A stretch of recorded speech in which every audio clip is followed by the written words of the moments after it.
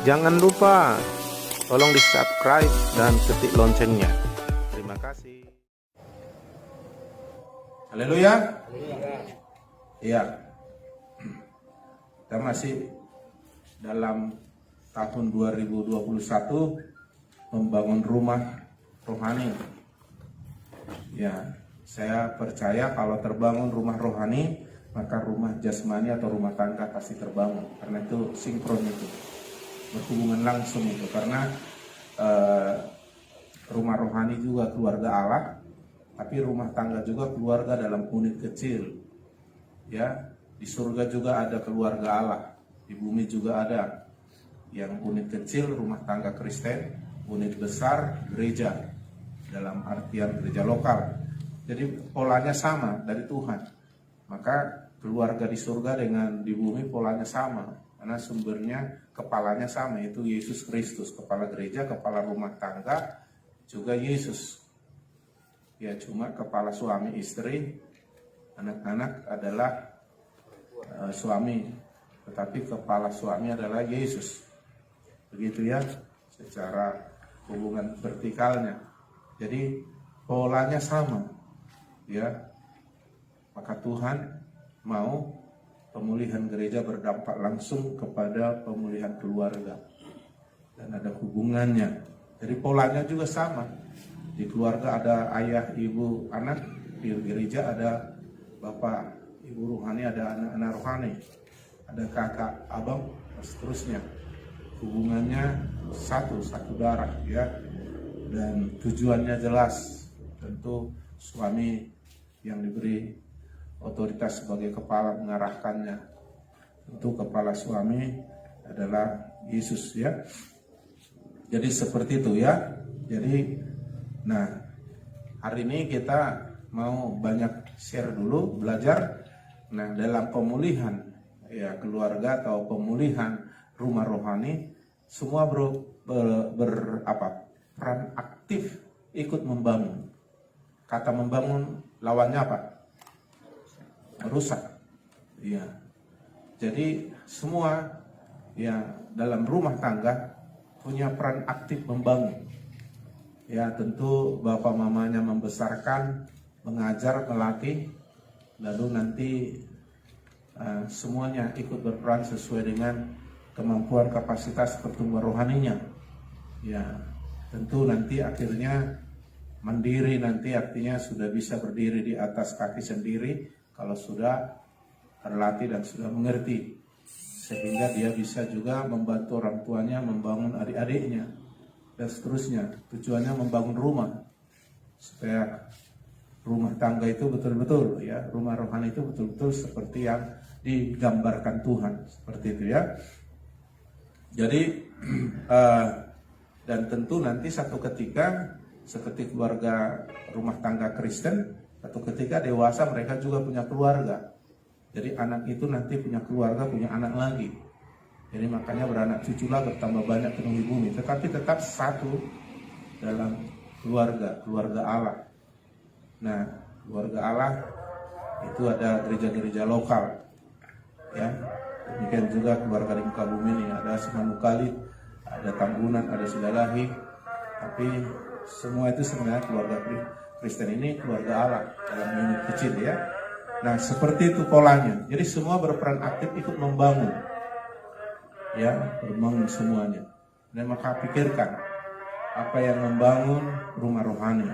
Nah, ada hubungannya dengan hidup kita. Coba lihat dulu Hagai. Dulu sudah pernah saya khotbahkan ini, tetapi perlu kita paham dan menghidupinya. Hagai, kitab Hagai, di mana Tuhan berbicara melalui Nabi Hagai.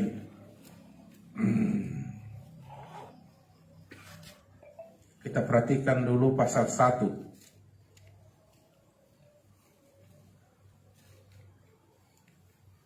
Ayat 2, beginilah firman Tuhan semesta alam, bangsa ini berkata, sekarang belum tiba waktunya untuk membangun kembali rumah Tuhan, rumah rohani, ya. Lalu ayat 3, maka datanglah firman Tuhan dengan perantaraan Nabi Hagai, bunyinya. Jadi orang Israel kayaknya membangun rumah Tuhan, mereka membangun diri sendiri, ya, membangun diri sendiri, membangun keinginannya, pokoknya hidupnya sendiri gitu ya. Jadi tidak ada hubungan dengan membangun rumah Tuhan.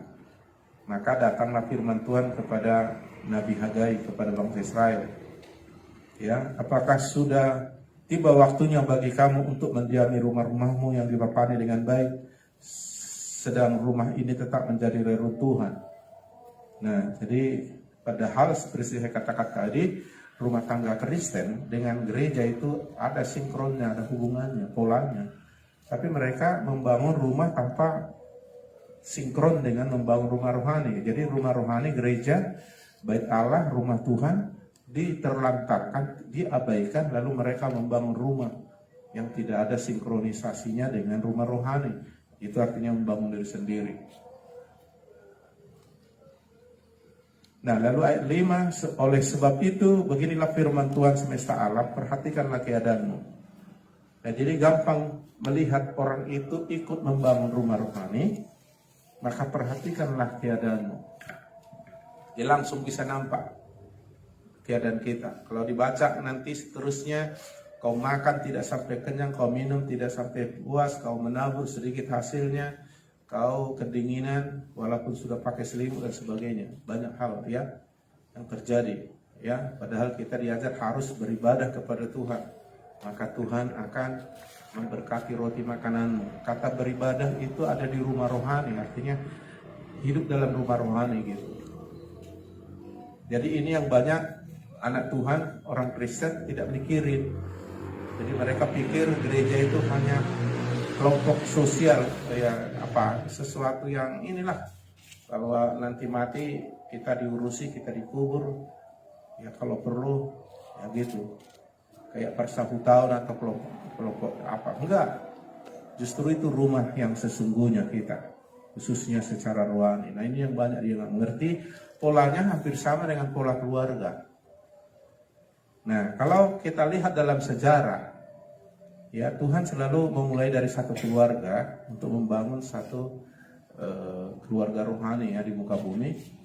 Dari Adam dan Hawa tapi gagal, melalui Nuh tapi gagal juga, ya melalui Abraham ke Israel, ya tetapi sekarang dia membangun terakhir kali lewat Yesus rumah tangga Kristen, gereja.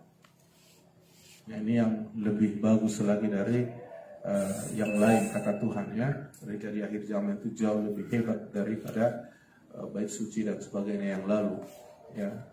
Tapi Tuhan tetap konsen dia di dalam membangun keluarga ya. Makanya mujizat pertama dilakukan Yesus di dalam pernikahan keluarga ya. Jadi terakhir Tuhan mencipta, terakhirnya adalah menciptakan manusia dan menjadikan mereka keluarga. Jadi artinya pusat akhirnya Yesus konsen dengan keluarga ya. Bukan hanya lahir baru anak Tuhan dan sebagainya, dia ingin keluarga. Keluarga itu keluarga rohani itulah rumah bait Allah ya. Rumah rohani, keluarga Allah di muka bumi. Jadi ada hubungannya ya. Nah, makanya ya pemberontakan di rumah tangga Kristen dengan pemberontakan di gereja hukumannya tetap sama. Ya. Maka bahkan lebih mengarah kepada kekekalan kalau di gereja. Kalau di rumah tangga tetap ada sanksi. Ya, makanya dimasukkan hukum kelima ya di dalam 10 kitab Taurat. Nah, ini yang banyak nggak dimengerti. Ya, para pendeta, para gembala sidang hanya berperan sebagai pemimpin. Harusnya tidak, harus menganggap iya dia pemimpin, tetapi sebenarnya peran yang lebih cocok dalam rumah adalah bapak rohani, anak rohani ya. Oke, seperti itu. Nah, kalau tidak maka dikatakan perhatikan keadaanmu. Jadi langsung nampak itu di dalam keadaan kita. Dan cukup jelas dalam keluarga anak yang hilang itu keadaan mereka prihatin ya. Ya. Terus kita lihat bagaimana keluarga Nuh. waktu Nuh ada masa tuanya, punya kebun anggur dan bagus sekali kebun anggurnya, lalu dia minum sampai mabuk dan sampai telanjang. Lalu ada anaknya 3, Sem, Ham, Jafet. Lalu dalam kondisi mabuk seperti itu memang memalukan, telanjang, nah mabuk anggur. Maka datanglah si Ham, dilihatnya. Lalu dia tidak melakukan tindakan positif, menutup aurat yang memalukan itu. Malah dia biarin dan pergi dia menggosip, istilah sekarang. Dia ceritai sama orang termasuk kepada Sem dan Jafet. Ya, lalu akhirnya Sem, Ham, Jafet, si Sem dan si Jafet setelah menerima informasi dari adiknya, ya si Ham, mereka bertindak yang dua ini, si Sem dengan si Jafet, lalu menutupi aurat bapaknya. Dan begitu bangun ketahuan, marah betul bapaknya. Lalu dikutukilah si Ham, diberkatilah si Sem, Ham, Jafet. Jadi artinya bahwa dia tidak ikut membangun keluarga, malah menjelekkan.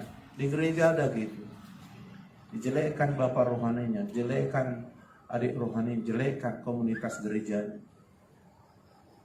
Itu pemberontakan dalam skala kecil, tapi tetap saja pemberontakan itu sama hukumannya dengan penyembahan berhala, terkutuk.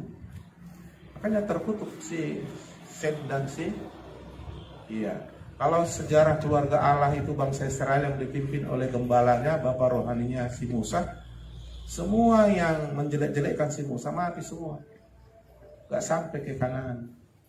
Karena Tuhan bilang bukan kau yang dilawannya aku, katanya. Ada Tuhan yang punya otoritas.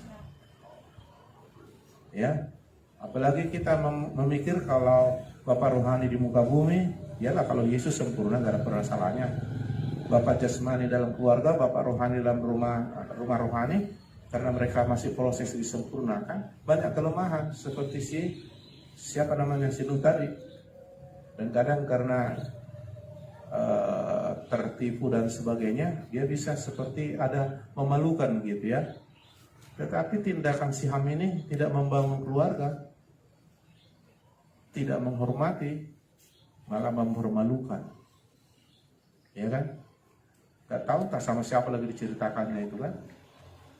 Akhirnya seumur hidup dia, saudaraku, terkutuk sampai keturunannya. Jadi keluarga Allah dalam keluarga besar Israel juga gitu. Keluar dari sana ada kira-kira 3 juta yang tidak mempermalukan, yang betul-betul taat itu sama rumah rohaninya itu hanya si Joshua Kaleb, ditambah yang sebagian lahir di di padang gurun yang mengikuti pola pikir si Joshua Kaleb. Karena itu jadi 2 kelompok itu. Kelompok yang tidak setuju kepada si Joshua Kaleb dengan kelompok Joshua Kaleb. Nampak itu waktu ke mereka mau masuk ke Kanaan, 12 pengintai itu kan, 10-nya menghasut dan pro sama 10 ini yang negatif ini. Nah, yang 2 lagi Joshua Kaleb ada yang pro dia, itu yang sampai. Padahal kalau mikir-mikir, harusnya yang menggantikan si Musa itu harusnya si Harun, si Miriam, Hur, itu ring satunya ibaratnya. Kalau si Joshua, Kaleb dan sebagainya itu ring 3. Tapi karena mereka juga ikut ya dalam pemberontakan membangun lembu dari emas itu disembah waktu si Musa di Gunung Sinai 40 hari 40 malam buat. Mereka buat itu dihasut. Ya mungkin pikirnya si Harun kesempatan, kapan lagi aku gak pimpin, katakan carikan kesempatan, dimauinya. Wah itu bikin Musa marah. Dan saya percaya Tuhan pun pasti marah. Akhirnya habis mereka semua kan, sia-sia. Udah lama 40 tahun nggak sampai, mati pula.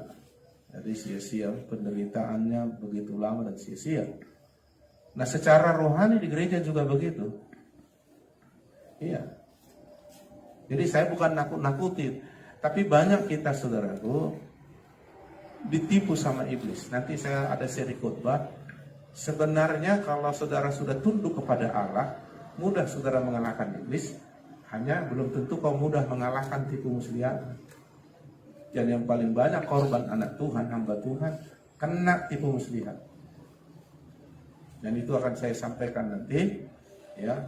Mentah-mentah banyak orang yang udah diurapi, punya kuasa dan sebagainya, ditipu sama iblis. Ya, makanya kita bilang kamu sesat kalau tidak mengerti kitab suci. Artinya nggak tahu kebenaran, gampang ditipu. Senjata iblis yang membahayakan itu tipuannya gitu. Ya kalau saudara punya Roh Kudus, langsung berhadapan kuasa dengan kuasa, kalah dia kan kalau saudara percaya itu. Tapi tipu muslihat kena itu. Dan saya sudah melihat dan Tuhan ajar gitu. Ya. Bagaimana saya melihat itu di banyak gereja, di banyak keluarga, di banyak kepemimpinan. Saya melihat itu. Yang jelas dan sangat nampak di akhir hidupnya. Sangat nampak di situ. Ya. Jadi padahal anak Tuhan, Tuhan bilang kita harus semakin lama semakin kuat di rumah Tuhan kan? Alkitab membilang kita naik terus tidak turun jadi kepala bukan ekor. Terus Alkitab bilang jalan orang benar semakin terang, semakin terang, semakin terang. Artinya hidup kita itu naik, bukan anjlok, bukan naik turun. Nah itu ya. Jadi jangan tertipu saudaraku. Kau berontak sama papa mamamu, terkutuk kau kata Alkitab. Kutuk itu datang mencapai kita karena ada alasan. Ya. Nah, jadi apalagi dalam rumah rohani. Gak boleh seperti si Ham jelek-jelekin gitu keluarganya. Ya, baca nanti cerita itu supaya jangan saudara ketipu sama iblis. Ya. Si Yudas Iskariot mulai mengkhianati kan. Ya, banyak lagi cerita khusus bangsa Israel, cukup cerita perjalanan rohani kita sekarang. Ya. 40 tahun tak mencapai apa-apa, tapi mengalami penderitaan, padahal Tuhan di tengah mereka. Padahal Tuhan sudah tunjukkan ya, mujizatnya, penyertaannya, tiang api dan tiang awan untuk memastikan mereka sampai. Mujizatnya si Musa sudah diutus dan Tuhan sudah promosikan si Musa bahwa dia betul-betul diutus. Berontak lagi. Nah itu saudaraku. Nah kecenderungan di anak Tuhan yang ketipu kalau dia sudah banyak tahu tentang firman Tuhan di rumah Tuhan, nah ini cenderung pemberontak. Iya. Maka Rasul Paulus bilang, kamu sombong karena banyak tahu.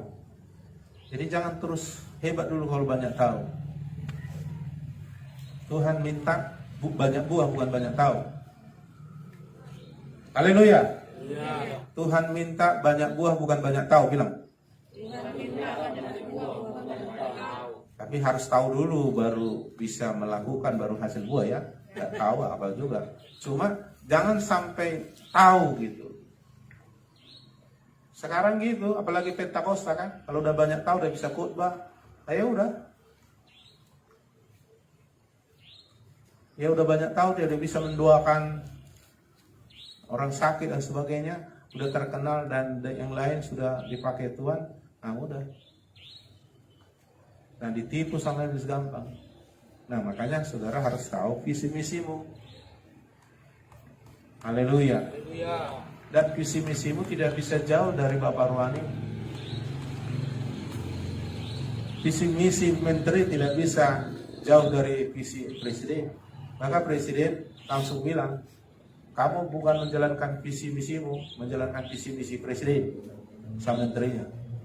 Lalu kamu main-main di tengah jalan, lengser kamu katanya. Karena visi misinya jelas membangun Indonesia.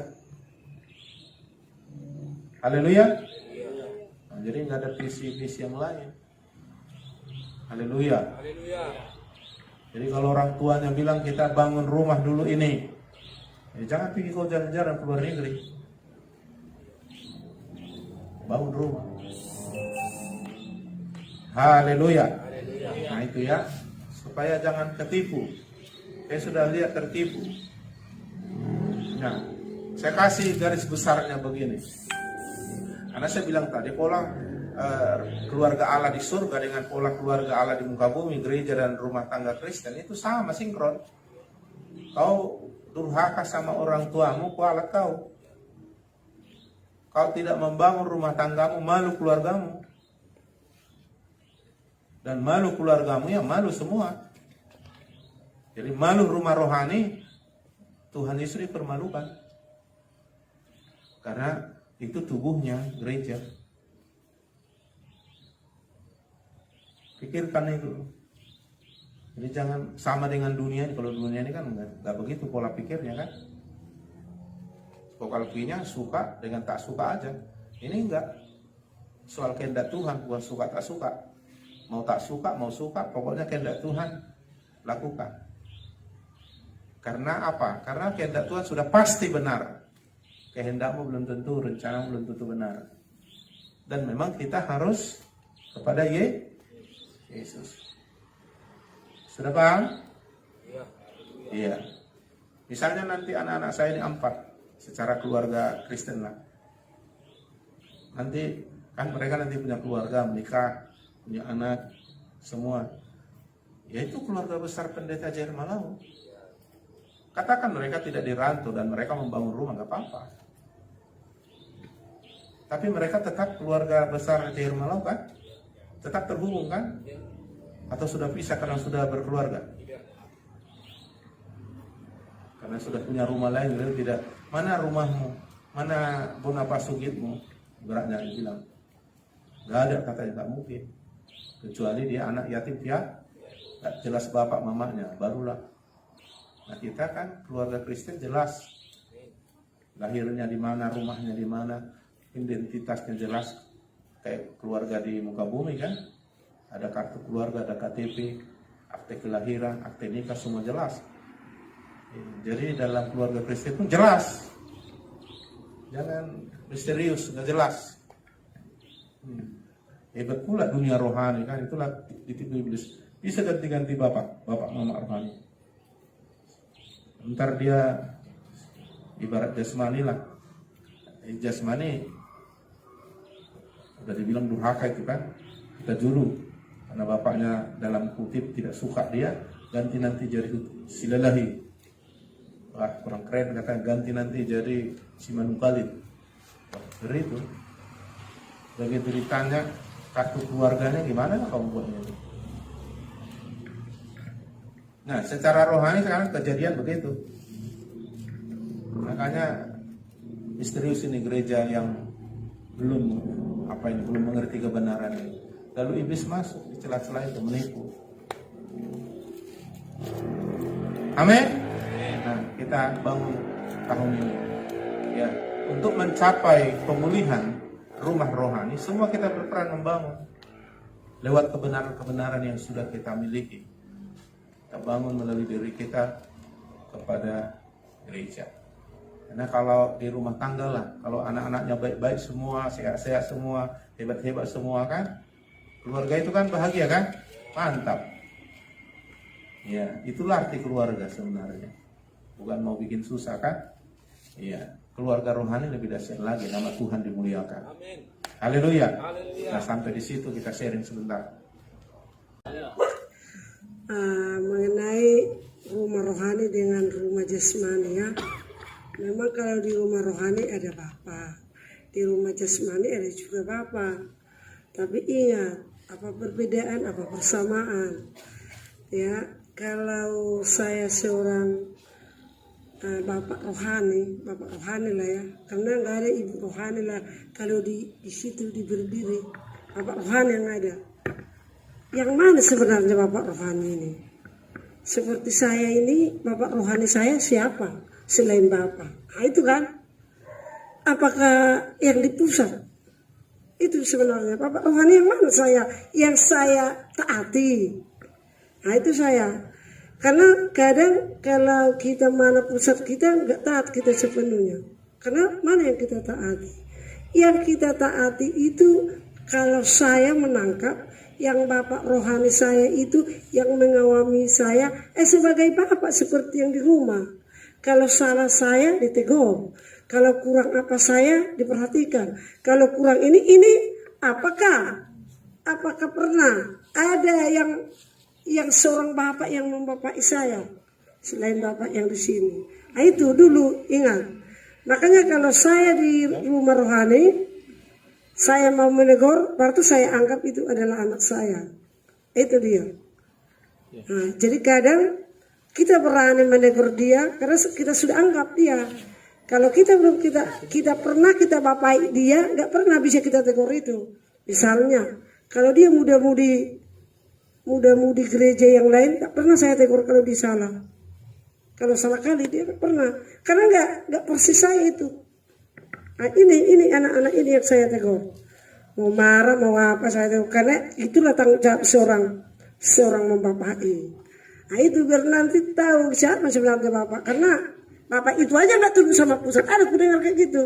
Bapak itu aja gini-gini. Siapa seorang bapak sebenarnya kan gitu. Nah jadi bapak kita aja pun ada di luar yang tidak apa kita, karena itu yang memperhatikan kita. Nah itu. Dan saya percaya kalau kita seorang anak, kita seorang mau dibapai, ya perlulah saling hubungan seperti yang di rumah.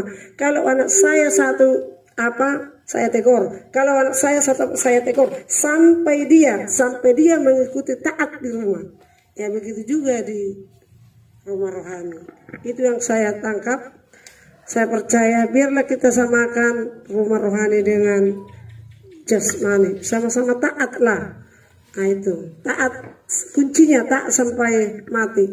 Nah itu kalau sama saya, di Tuhan.